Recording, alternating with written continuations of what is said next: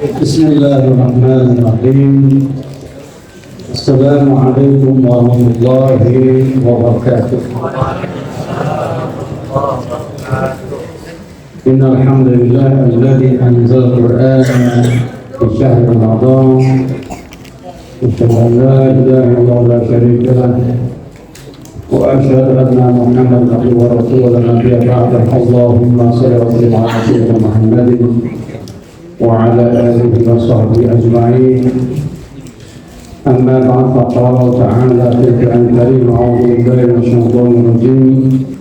Bismillahirrahmanirrahim. Syahrul Ramadan alladzi unzila fil Qur'an hudan lin-nasi wa bayyinatin minal huda wal furqan. Maqala Nabi sallallahu alaihi wasallam, iqra'ul Qur'ana fa innahu kana syafi'an li ashabihi yawmal qiyamah, kama qala Rasulullah sallallahu alaihi wasallam. Yang saya muliakan Ketua Masjid Al-Ikhlas Kota Jajaran, para tamu RT 017-018, para asatizah, tokoh, ulama, sesepuh demi sepuh, bapak-bapak, ibu-ibu, adik-adik, wismawan yang hadir, alhamdulillah, syukurillah, pada malam ini tepat malam 17 Ramadan. 17 Ramadan. Ada yang beda di sini, enggak kan? Ya, siapa tahu ada yang mulai puasanya minggu kan itu, atau ada yang mulai puasanya Kamis, nah beda lagi tuh ke Jumat. Kalau kita semuanya sama Sabtu ya, kecuali di beberapa negara ada yang memang minggu. Dan insya Allah mungkin Ramadan tahun ini 30 hari. Tadi 30 hari ya. Pertama-tama mari kita panjatkan puji syukur kepada Allah SWT atas segala nikmat yang telah diberikan kepada kita sampai saat ini. Dan alhamdulillah program-program di Masjid Al-Ikhlas Ria Sukarami ini berjalan ya. Dari awal kita masang CCTV, sudah terpasang ya, CCTV di atas, bawah, atas belum ya, dari awal hanya samping, kiri, kanan, depan. Kemudian AC, alhamdulillah udah nyaman di atas. Tadi saya cek, kemarin cek juga udah nyaman ya. Bahkan di mana ini bukan nyamannya dingin gitu ya.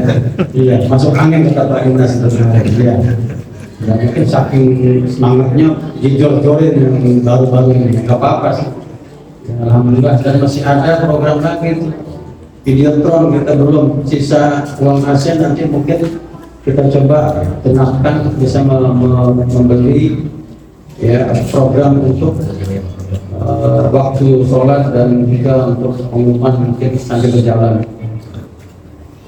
Salawat serta salam sejahtera senantiasa kita haturkan kepada baginda Rasul, mudah-mudahan kita diberikan istiqamah dalam beribadah kepada Allah SWT.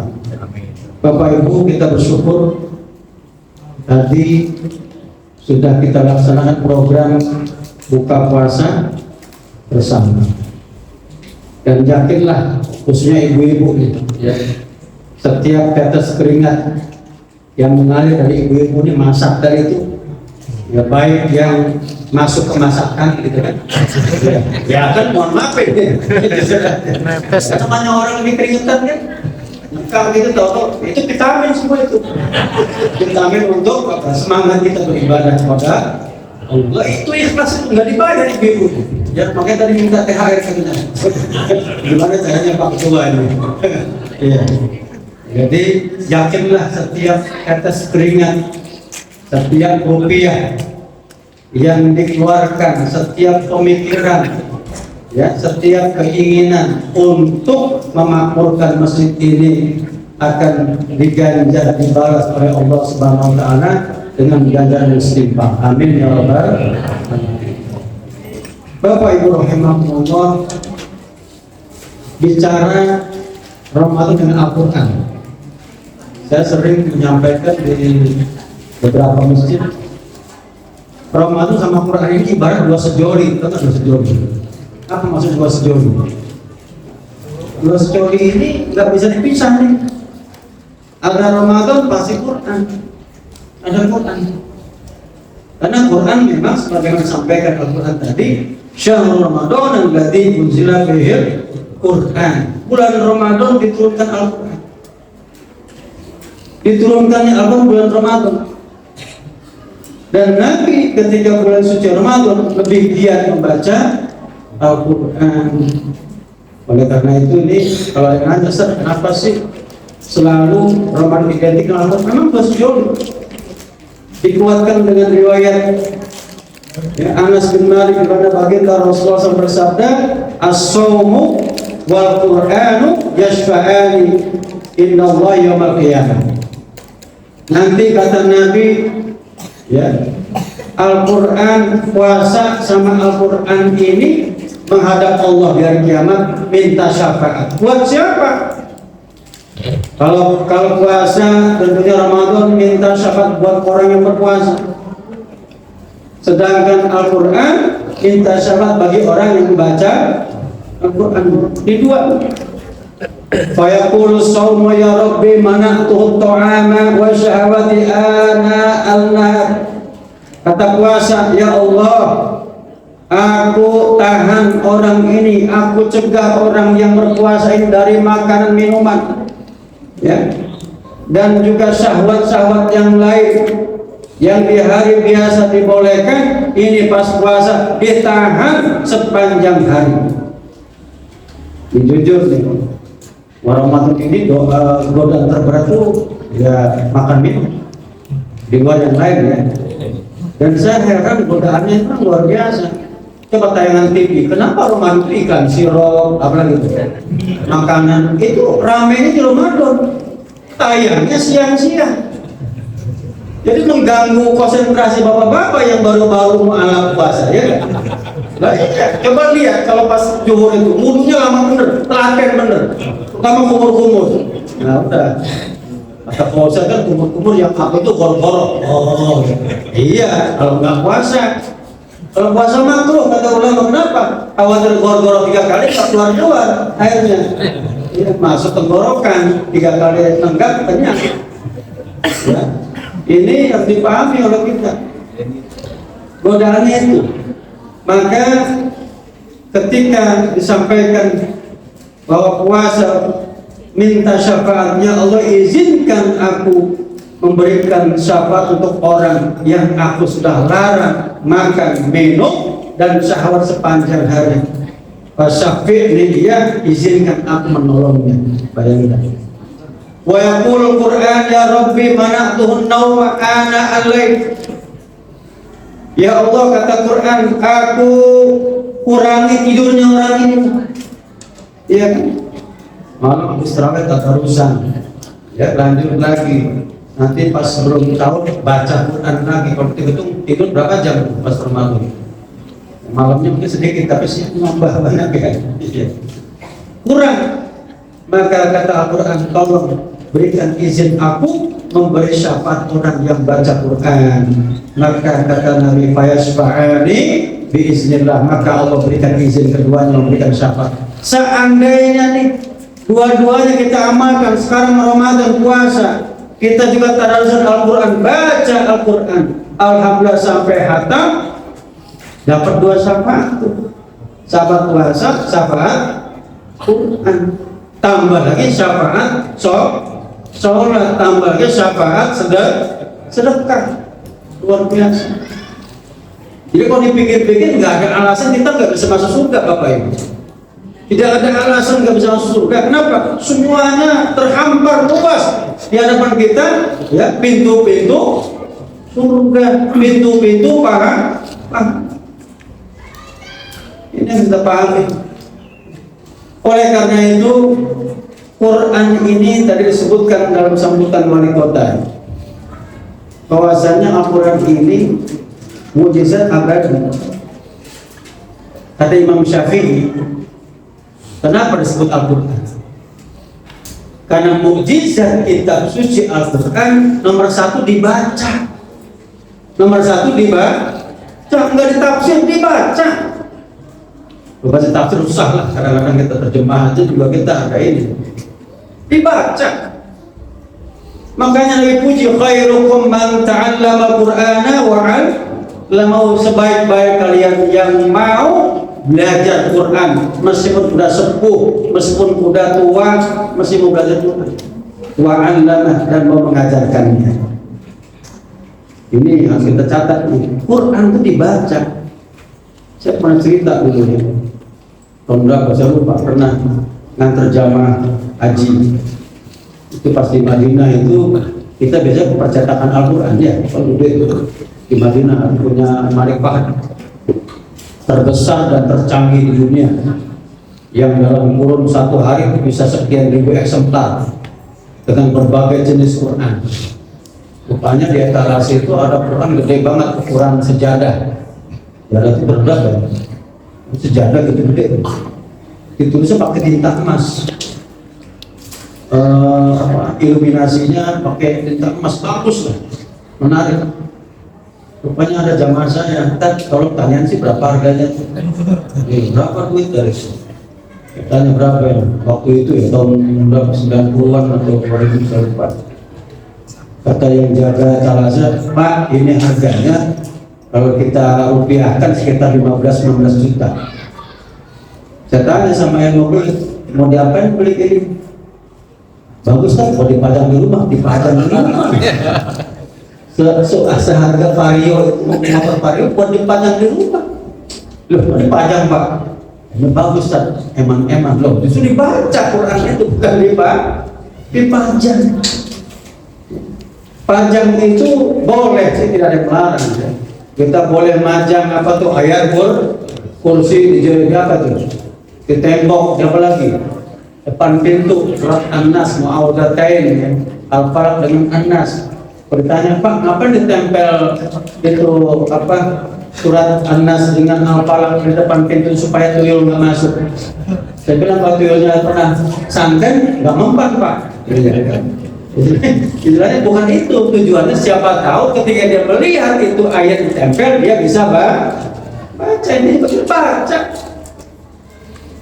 Makanya Nabi sampaikan, man qara'al Qur'ana wa huwa mahirun bih, barang siapa yang baca Quran mahirun bih, lancar sesuai tajwidnya, bahwa ma'a safaratul kiramil bararah, orang ini kata Nabi disejajarkan dengan malaikat-malaikat pilihan. Kata ulama disejajarkan ini maksudnya apa? Selalu didoakan malaikat baca Quran. Saya heran kalau di Mesir di bus itu yang disetel itu Quran Pak. Supir taksi yang ada di dashboard itu Quran. Tapi kalau di kita di angkot yang ada dashboardnya apa? Ya macam-macam deh. 20 saya cobain. Di kita tuh supir bus nyetelnya apa? Quran apa koplo? Koplo. Artinya beda. Kenapa? Karena mereka tahu belajar Quran aja ibadah, membacanya juga ibadah. Walladzi yaqra'ul Qur'an wa yatatta bihi fa huwa syakun 'alaihi wa ajrun, sedangkan orang yang belajar Quran bacanya mesti terbata-bata, susah ya, maka kata Nabi punya 2 pahala. Pahala pertama ya karena dia sabar belajar Quran, yang kedua mendapatkan keutamaan Al-Quran. Maka jangan pernah bosan. Baca Quran saja belum ada, baca terus nggak apa-apa, buat sendiri, bukan ngimamin ya, buat sendiri. Kalau yang baru baca belum lancar jangan ngimamin ya, nanti jadi masalah, jadi fitnah. Maka silakan baca buat diri sendiri. Bapak Ibu rahimakumullah, bahkan baginda Rasul luar biasa menyampaikan, coba dengarkan. Mathalul mu'min alladzi yaqra'ul Qur'an kamathalil utrujah. Perumpamaan orang beriman yang sering baca Quran, ibaratnya buah jeruk. Kamu buah jeruk, utrujah itu jeruk ya, rihuha thayyib, baunya harum ya kan, jeruk itu kan dari jauh udah harum kan, wa ta'muha hilwun, selain baunya harum rasanya manis itu umpama orang beriman, orang Islam baca Quran. Wangi, ya. Terus apa? Manis. Nah, gitu ya. Wa madzal mu'min alladzi la yaqra'ul Qur'an kama tamr la riha lahu wa ta'muhu hilmun. Sedangkan orang beriman yang malas baca Quran, mungkin baca Quran cuma doang. Itu seperti apa kata Nabi, tamr, seperti buah korma kering, enggak ada baunya tapi masih mending, rasanya manis. Tuh, manis. Yang masih ada rasanya itu manis. Wa madzal munafiq alladzi yaqra'ul Qur'an kama rayhana. Ya. Rihu wa taib wa ta'muhu murrun. Perumpamaan orang munafik. Munafik nih, munafik kan hatinya separuh iman, karena mungkin dia juga beriman, tapi menampakkan seakan-akan dia beriman. Orang munafik yang sering baca Quran ibarat seperti rohana, tumbuhan, apa ya, kemangi mungkin. Dia harum baunya, tetapi rasanya pahit. Tuh. Wa madzal munafik alladzi la yaqra'ul Qur'an kama al-handhalah la riha laha wa ta'muha murrun. Sedangkan orang munafik yang tidak suka baca Quran seperti buah hanzola. Hanzola itu sejenis ubi, nggak ada baunya, ya. Tapi kalau dimakan buat orang kelenger, apa itu? Kayak orang yang beracun itu apa? Ya. Pokoknya yang beracun itu, nggak ada baunya, tapi makan itu orang kelenger. Seperti itu. Kadung. Ini status ini perlu kita perhatikan, berapa Al-Quran memberikan nilai kepada kita dalam rangka meningkatkan keimanan kita. Bapak Ibu rahimahullah, di dalam Al-Quran itu kata Nabi ada namanya as-sabul munjiyah. Nah, dengan nggak ada orang digali kuburnya masih utuh. Munjiyah itu yang penyelamat, yang membutuhkan jasad orang. Kata Nabi ada surat-surat yang bila diamalkan, dibaca, dihafalkan, dirutinkan, maka dia akan menjaga jasad orang ini. Yang pertama Yasin. Ini orang tua dulu kita itu sering hafal Yasin, karena Yasin salah satu al-munjiyah yang bisa menjaga. Yang kemudian apa? Al-Mulk, Tabarok, surat Tabarok, terus Al-Waqi'ah. Ya, ada lagi surat Sajadah. Ya, itu sering diamalkan oleh para orang tua kita. Karena ini bisa jadi, jujur saja ya, Quran ini firman Allah. Jadi jangan dianggap remeh, cuma dibaca. Kata para ulama Imam Syafi'i, justru disitulah mukjizat Al-Quran hadir. Jadi kalau usah muluk-muluk, kalau usah saya belum hatam tafsir mah kalau saya hatam baca Quran aja. Hatam baca Quran cukup. Syukur-syukur kalau kita masih bisa baca tafsir, boleh. Karena kalau baca tafsirnya repot, berat, ada ulumul Qurannya. Ya.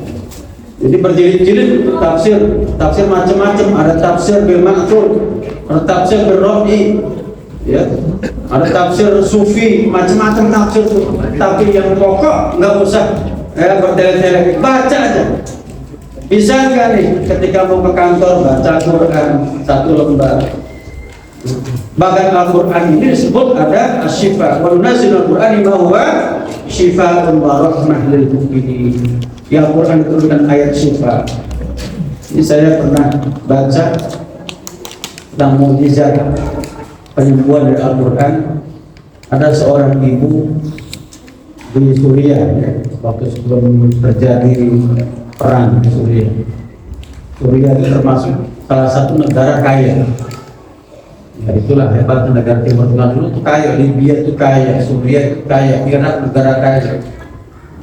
Saudi itu dulu kalah sama Irak. Kita sana terbalik tuh. Karena ulah manusia juga kan. Si ibu ini kena kanker stadium 4.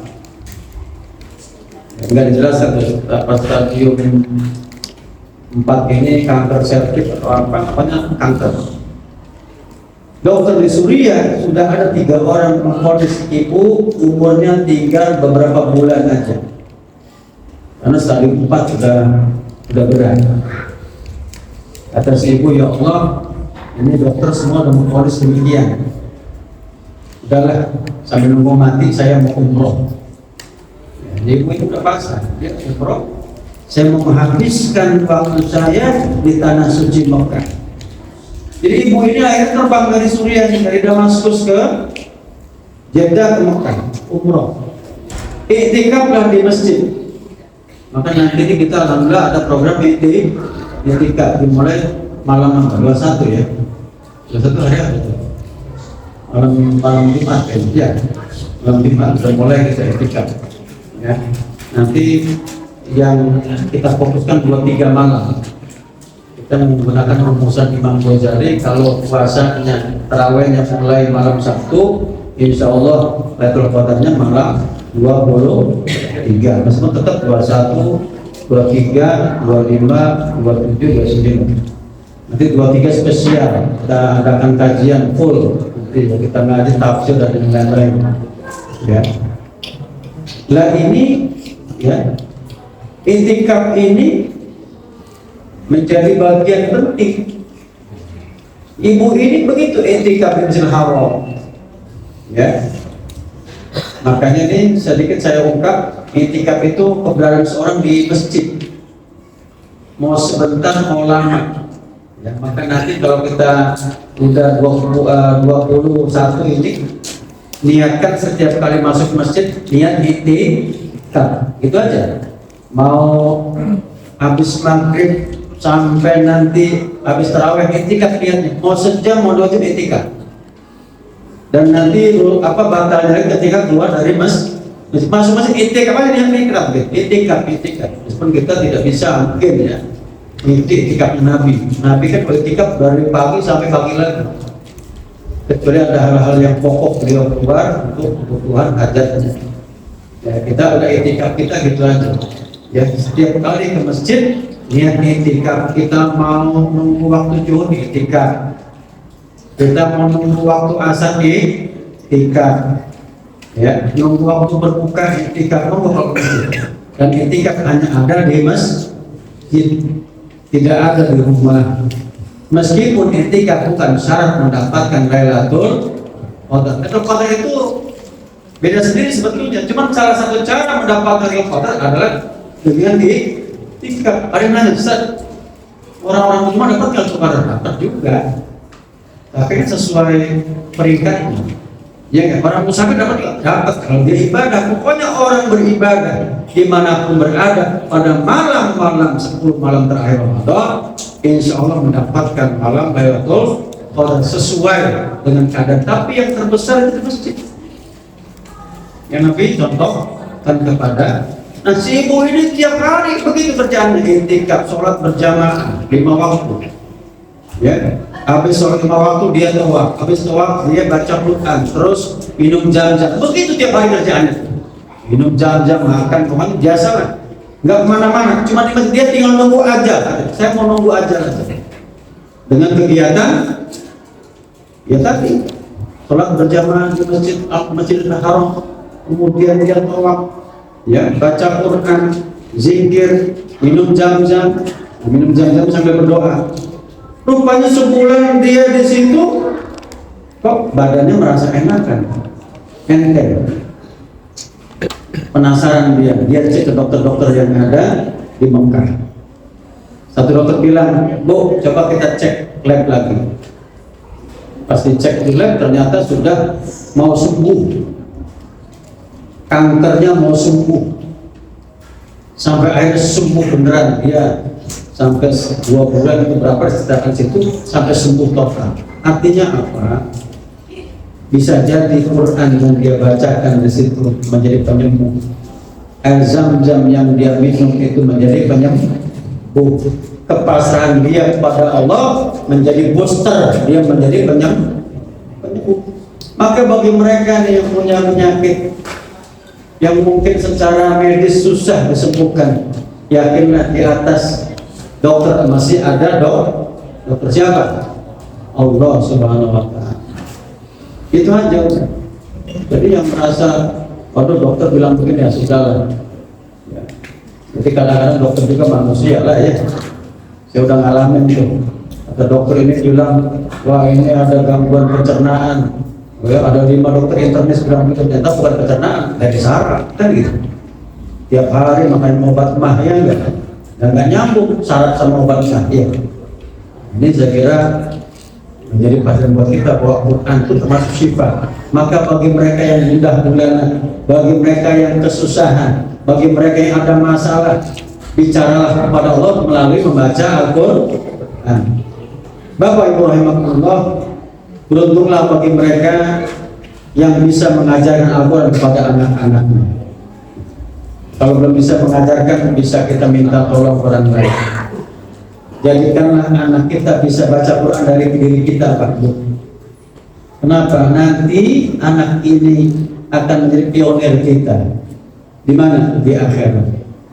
Ini ibu yang ngajarin saya baca Quran. Ini ayah yang pernah ya ngajar baca Quran. Nanti anak-anak ini ketika membaca Al-Quran, maka sepanjang umurnya dia akan mengalirkan pahala kepada kita. Itu baru Al-Quran, belum yang lain. Maka jangan bangga punya anak cuma pintar bahasa Inggris. Jangan bangga anak itu bisa ya seni. Jangan bangga anak itu misalkan jago apalah karate atau apa, tapi nggak bisa baca Quran. Yang bisa menolong kita dari kesusahan hari kiamat bukan karatenya anak-anak, bukan apa namanya silatnya anak-anak, bukan pintar bahasa Inggrisnya anak-anak, tapi baca Qurannya anak-anak. Salah satu yang bisa memberikan syafaat orang tuanya adalah hafiz Quran dari anak itu. Nanti nungguin tuh di depan pintu surga. Kamu ngapain nungguin bapak ibu saya? Siapa? Ini. Kalau dia hafal Quran, maka dia diberikan oleh Allah kelebihan bisa membantu orang tuanya yang kesusahan di hari kiamat. Bapak Ibu rahimahullah, maka dari itu momen Ramadan ini terbaik buat kita. Ya. Momen terbaik buat kita untuk menambal kekurangan kita. Kalaulah di bulan-bulan lain, makanya sebetulnya saya juga setuju. Khatam Quran cuma Ramadan, enggak juga sepanjang tahun. Ya, seakan-akan selesai Ramadan tutup buku Quran, lanjut. Ya, makanya baca Quran itu jangan ditarget cuma Ramadan, khatam nih, enggak tetap. Pokoknya sebisanya nyampe berapapun di Ramadan lanjut. Udahlah, ini cuma dapat 10 juz Ramadan ini, udahlah berarti sampai situ. Enggak, lanjutin aja. Ya, karena sejatinya Al-Quran itu terus hadir sepanjang hidup kita, sepanjang tahun kita. Bukan hanya di bulan suci Ramadan. Betul di Ramadan ini punya kelebihan, tetapi ingat Quran mestinya hadir setiap hari, di setiap saat di diri kita. Makanya Nabi sampaikan, man laysa fi jawfi syai'un minal Quran kal baitil kharib. Orang yang di tubuhnya tidak ada sedikit pun Al-Quran, kal baitil kharib, seperti rumah kosong. Rumah kosong kan enggak? Rumah yang udah nggak ditinggalin orang bertahun-tahun, apa tuh pesannya? Angker kan? Mungkin jin kuntilanak memendik situ ada semua. Ya kan? Berarti begitu. Bahkan Nabi sampaikan, nawwiru buyutakum bil Quran, cahayailah, terangilah rumah kalian dengan Al-Quran. Wala taj'alu buyutakum maqabir, jangan kalian jadikan rumah kalian seperti kuburan. Ditanya sahabat Nabi, rumah kuburan gimana? Allati la tuqra fiha Al-Quran, rumah yang enggak pernah dibaca Al-Quran. Bisa jadi Bapak Ibu, anak kita enggak betah di rumah, suami kita enggak betah di rumah, mungkin jarang dibacakan Quran di rumah kita. Ya, karena banyak setannya di situ, ya, banyak jinnya, maka dibacakan Quran. Ya.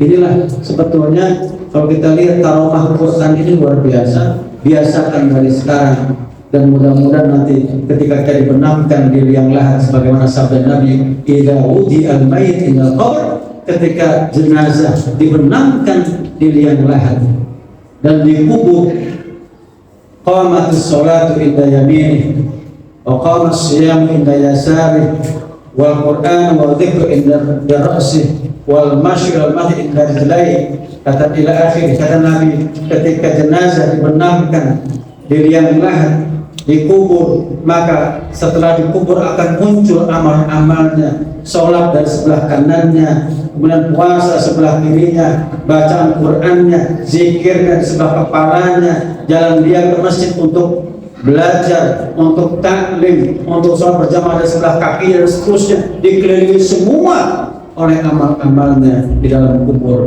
Luar biasa. Kata Nabi, mereka tidak ada yang bisa mendekat. Tidak berani mereka mendekat orang lain. Kenapa? Saking banyaknya pengawal. Kita berharap di bulan Ramadan ini kita punya semua.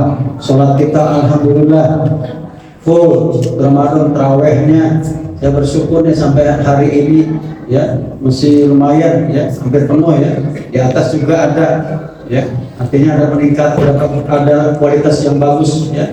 Kemudian sholat berjamaahnya, kemudian sedekahnya jalan ya, apalagi baca Qur'annya, zikirnya, bahkan i'tikafnya kita jalan. Mudah-mudahan ini semua menjadi ya media kita mendapatkan teman nanti di alam barzakh, di alam kubur, alam yang penuh dengan kegelapan. Ya, jadi jangan membayangkan kubur, nggak sanggup Bapak Ibu, karena kubur ini luar biasa menakutkan. Ya, bukan hanya kita bicara ada pocongnya, bukan itu. Pocongnya cuma reka-rekaan kita ya enggak. Tapi realitanya luar biasa. Ya, supaya kita ini menggambarkan diri seandainya kalau saya dibenamkan di situ apa yang terjadi. Maka itu bagi kita yang masih hidup ini harus berusaha. Tadi disampaikan kita doakan ada berapa 45 orang hewan. Saya hitung ya, sejak saya berada di gereja ini tahun 2004 awal. Jadi sekarang berapa? 21 tahun. Udah 45 orang nggak ketemu. Bagi aja berarti per tahun berapa? Kalau dua orang, dua orang datang, ada lagi nih. Iya, ya, pokoknya kita siap-siap aja, nggak tahu. Ya, masing-masing sak dari kena jatahnya kan gitu. Iya kan? Artinya apa? Bahwa ini semua kita lakukan untuk saling mengingatkan. Yuk sama-sama kita ke surga bareng-bareng. Tidak ada surga sendiri-sendiri. Kita ngajak. Makanya buka puasa bersama. Tujuan silaturahim itu pahala. Ya, kita sedekah ngajak yang lain-lain itu pahala. Kita i'tikaf bareng-bareng itu pahala. Yang ngajak dapat pahala, yang ngerjakan berpahala, semuanya berpahala. Tadi yang berbuka itu banyak. Nabi sampaikan, man fattara sha'iman falahu ajrus sha'im la yanqusu minhu syai'. Barang siapa yang menyiapkan makan berbuka bagi orang berpuasa, maka dia mendapatkan pahala orang berpuasa, tidak kurang sedikit pun. Lah kalau yang makan dari 100 orang, berarti dapat 100 pahala satu orang berpuasa. Ya, makanya kalau di Timur Tengah, di Mesir, di Saudi, itu ada namanya Ma'idatul Rahman. Kita belum sanggup. Itu tiap hari, ya, ada namanya Ma'idatul Rahman. Itu meja makan lengkap. Setiap hari di taman-taman, di masjid-masjid, di pojok-pojok kota itu ada. Orang tinggal duduk aja. Ya, luar biasa. Makanya kata para ahli ekonomi, ini pengeluaran umat Islam, terutama di Timur Tengah ini untuk ekonominya luar biasa berputar, melebihi MBZ makan makanan bergizi gratis ya. Itu Ma'idatul Rahman tiap hari Pak, bahkan sahurnya ya. Jadi makan gizi gratis itu baru satu hari. Ya, mudah-mudahan itu juga ada manfaatnya. Artinya Ramadan ini betul-betul ekonomi masyarakat kita berputar dan juga tentunya pahalanya juga berlipat kan. Karena saya kan cukup sampai di sini. Mudah-mudahan apa yang kita lakukan untuk memakmurkan masjid ini menjadi bagian kita mengumpulkan ladang akhirat kita semua. Dan terima kasih Ibu. Jujur Bapak dan Ibu sekalian, Islam tidak akan tegak tanpa adanya ibu orang ini. Ya, jadi jangan merasa lelah. Dan merasa kita pun yang bapak-bapak jangan merasa lelah untuk bisa berusaha menegakkan syiar Islam. Saya akan cukup sampai di sini, sama-sama akan berdoa mudah-mudahan Allah memberikan kita kekuatan lahir dan batin dalam rangka ibadah kepada Allah, mengisi sisa-sisa hidup kita ini yang ada di dunia ini dengan kegiatan amal ibadah. Kita doakan juga saudara-saudara kita, warga kita yang masih sakit, diberikan kesembuhan oleh Allah SWT, dan tentunya mereka yang sudah berpulang ya diampuni dosa kesalahannya, diterima iman sama ibadahnya, sehingga mereka mendapatkan tempat hasil Allah Subhanahu wa taala. Ala hadirin al-Fatihah. A'udzubillahi Bismillahirrahmanirrahim. Alhamdulillahirabbil alamin arrahmanirrahim. Iyyaka na'budu wa iyyaka nasta'in ihdinas mustaqim shiratal ladzina an'amta 'alaihim ghairil maghdubi 'alaihim. Assalamualaikum warahmatullahi wabarakatuh. Allahumma shalli ala sayyidina Muhammad وعلى آله سيدنا محمد الحمد لله رب العالمين.